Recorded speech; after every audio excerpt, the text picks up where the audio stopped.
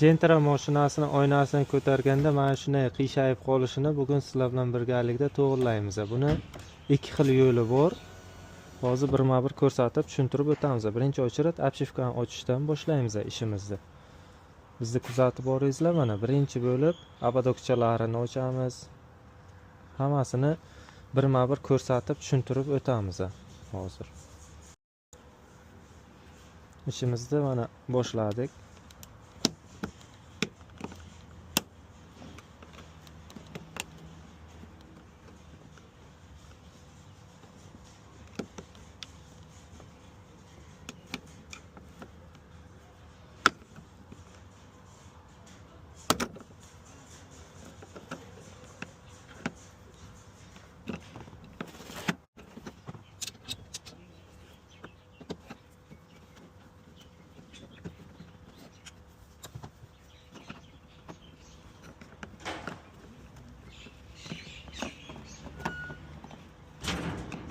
Mana shunday qo'lchalari bor. Ehtiyotkorlik bilan ochib olish kerak.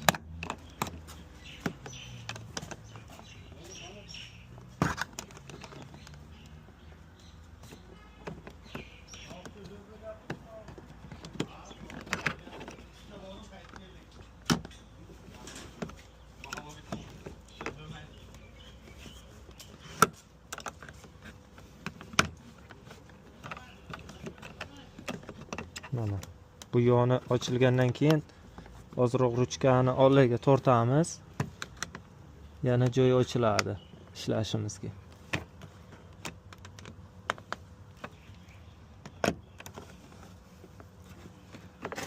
Olayroqqa olsak, mana o'zi chiqib keladi. Bega atyorka tiqib sindirib yo plastikda ezib qo'yish mumkin. Shu sababli ruchkani o'zini oldiga tortsa chiqib keladi mana. Hech qayeri mana sinmadi quloqchalar.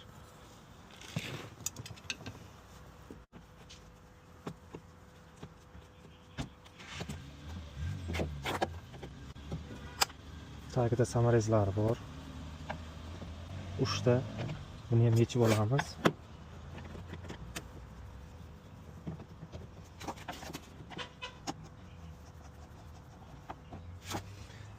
Ruchkani ichida bitta bor mana.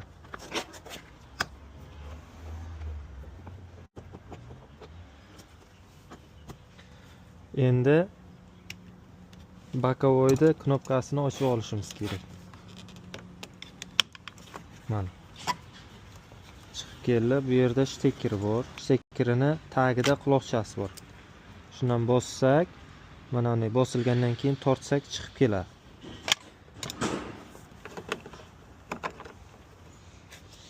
Obshivkani tagi qismidan asta-asta ko'tarib kelamiz mana.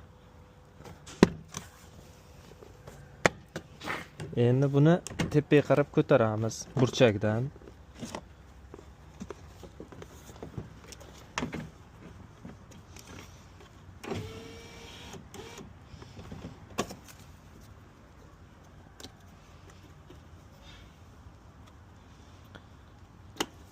Uchta shtekeri bor, mana yechib olindi, tayyor holatga keldi.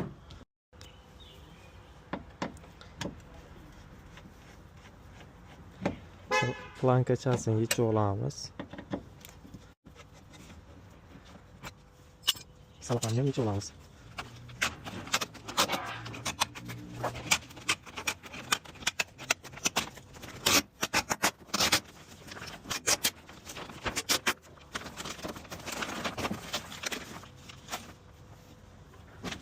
Oynani ikkita samarezi bor. Buni ham yechib olamiz.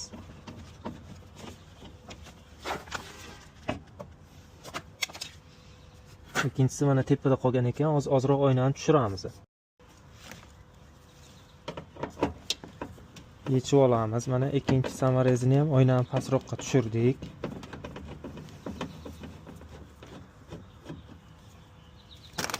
Bo'l, oynani hech narsa ushlamayapti. Oynani chiqarib olsak bo'ladi endi. Ko'taramiz, yonga olamiz. Mana shunday yonga olib, tepaga qarab ko'tarib olsak chiqib keladi. Oyna yonbosh bo'lib ko'tarilishini ikki xil yo'li bor to'g'irlashda. Birinchisi mexanizmga perdelka qilinadi. Bunda mana luft paydo bo'lgan. Shu sababli ko'targan vaqtimiz mana bunday qiyshayadi-da, oyna qiyshayib ko'tariladi. Mana shu luftni yo'qotishimiz kerak birinchisi. Ikkinchisi esa mana bu teshiklarini ozgina orqaga olib perdelka qilamiz. Shuni hisobidan oyna kalla taylamaydi. Egalari xohlashmadi teshiklarini perdelka qilib o'zgartirishimizni. Stiklopodiyomnikka qancha o'zgarish qilsangiz qiling, mashinaga teshiklariga o'zgarish kirgizdirmang. Buni любой vaqtda almashtirsak bo'ladi. Bu zapchast bu deb aytishdi. Shu sababli biz birinchi usulni qo'llaymiz. Mexanizmni o'ziga ikkita mana bu yerdan bedan quloqcha varid qilamiz, plankacha. Mana shu luftni yo'qotish uchun. Uni ham hozir ko'rsatib o'tamiz. Mana bunday planka hozir kesib olamiz oynaga.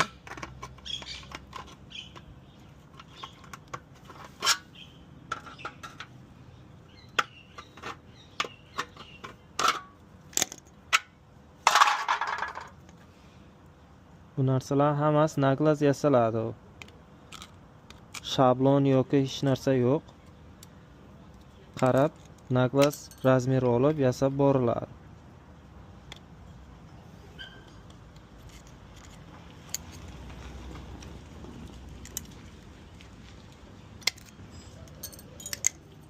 Mana ikkita plankamiz tayyor.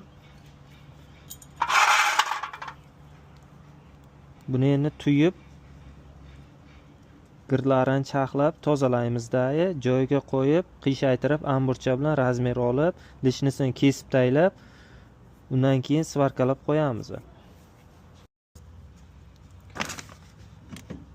Mana shunday plankacha tiqiladi. Qo'l bilan yordamlashish kerak, ozroq qiyshaytirib olishga.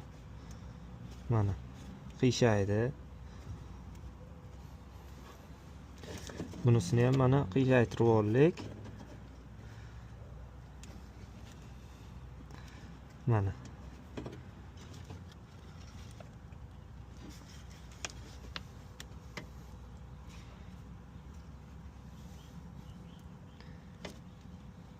Mana shunday bo'ladi. Endi buni lishnisini shunday kesib taylaymiz ikkovini ham va amburcha bilan ozroq yana ishlab beramiz burchaklariga.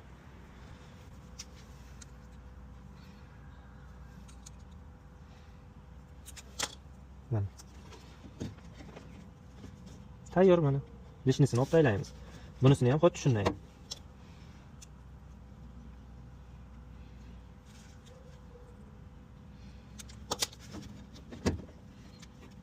Mana tayyor bo'ldi. Mana shu yerlardan gideta kesishimiz kerak.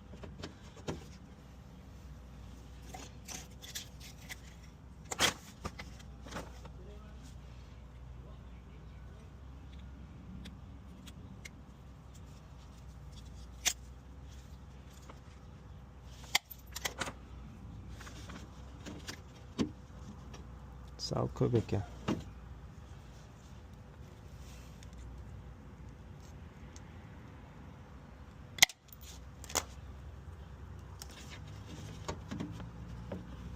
Mana. Mana shudan bitta tochka beramiz endi.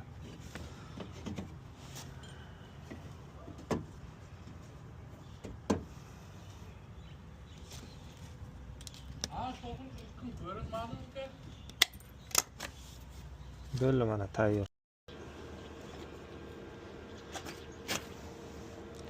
Bundan da qiziqarli videolar YouTube kanalimizga ham joylab boryapmiz. Instagramda YouTube kanalimiz ссылкасы turibdi. Bemalol o'tib ko'rishlaringiz mumkin.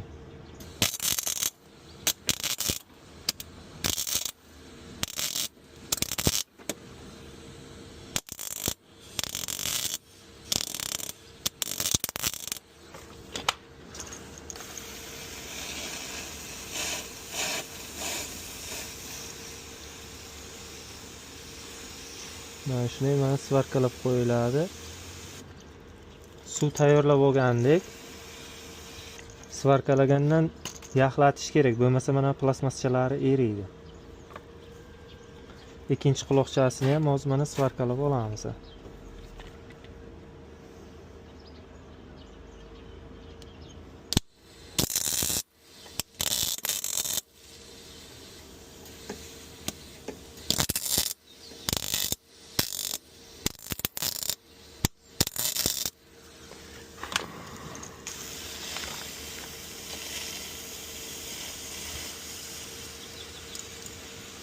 Mana shunday qilib sразу yaxlatish kerak. Bo'ldi, mana tayyor bo'ldi. Nasib bo'lsa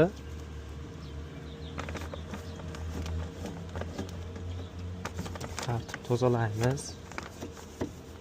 Yaxshilab keyin yog'lab qo'yamiz.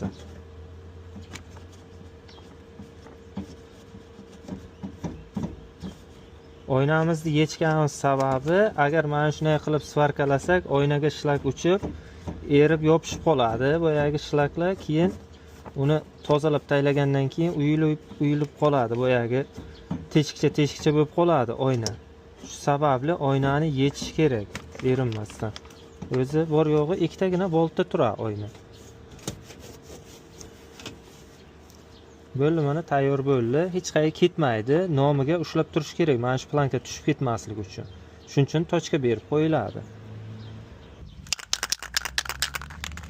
Zanglamaslik uchun svarka qilgan joyimiz ozgina kraska sepib qo'yamiz.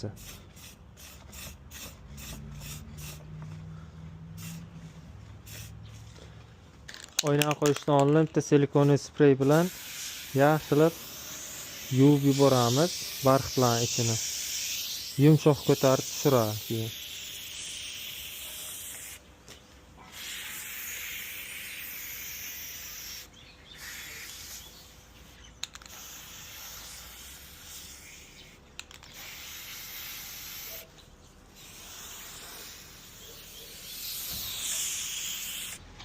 Lishnisini artib taylaymiz.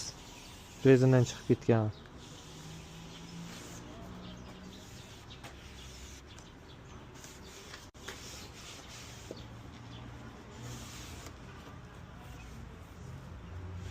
Tayyor bo'ldi. Mana endi oynani qo'yamiz. Oyna mana shunday ushlab olib, uklon bilan qo'yiladi mana. Asta burchagidan bir burchagidan qo'yib boriladi. Mana ariqchasi relisiga tushiriladi. Bu tomon relisiga qo'yiladi. Bo'ldi mana. Bu yoqdan o'tib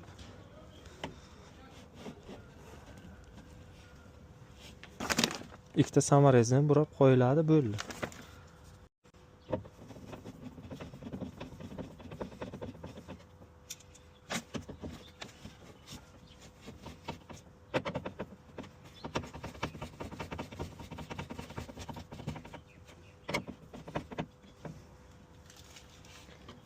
Endi apshifkani qo'yib, ko'tarib tushiramiz oynani.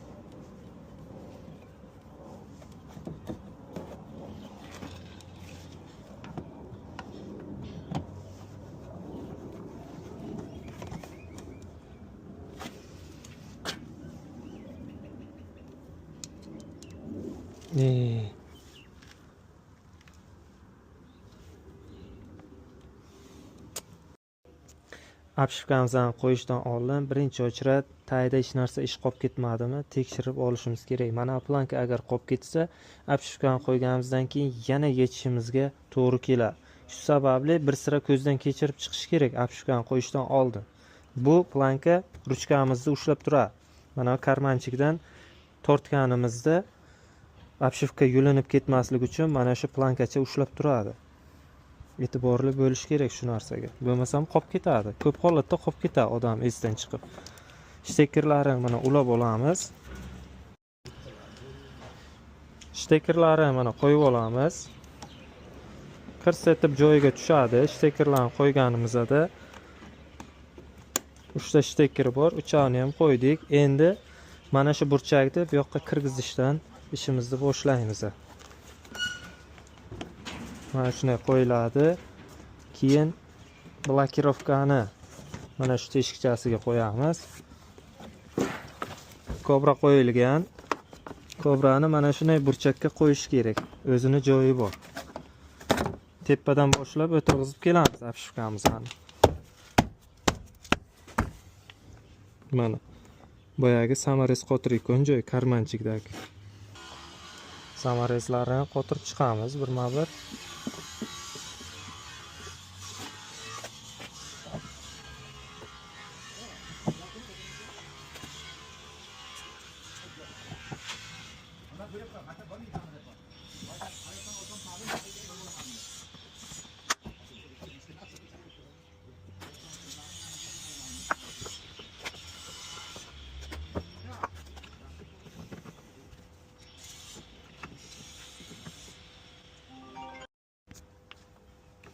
Qotirib oldik. Mana pishalkani tagida samarezi bor. Abadogini mana qo'yamiz endi.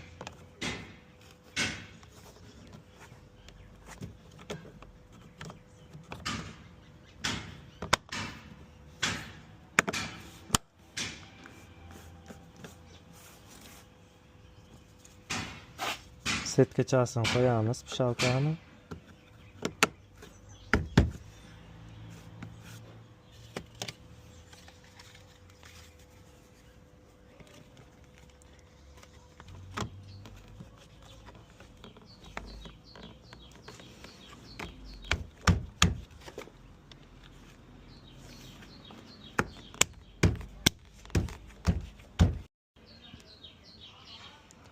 Oynamiz ham ko'tarib tushirib ko'ramiz endi.